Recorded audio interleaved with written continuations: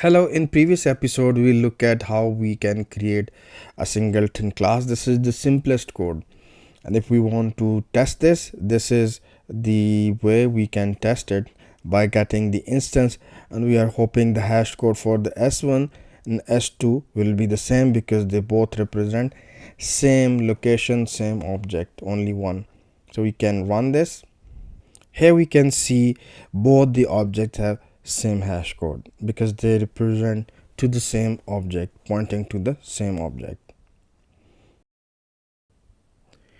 Now let's breach this singleton class with the help of reflection attack. So we'll launch a reflection attack to create its object.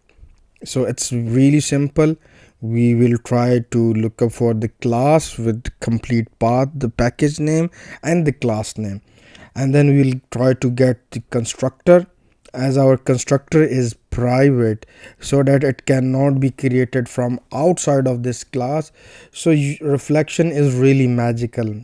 So through reflection we got the constructor, and we are trying to set its accessibility to true because currently it's not accessible, so we want it to be accessible.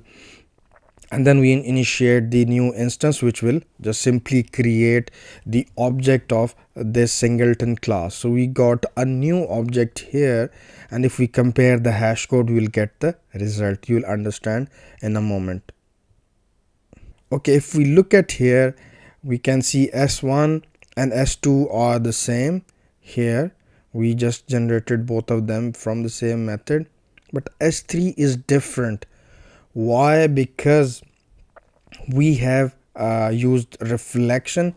Through reflection we change its constructor accessibility, and then we were able to create its instance. That's the simplest thing you can do. This is the simplest way to breach the singleton pattern. How we gonna fix this? Let's look at in the next video. Thank you. Bye.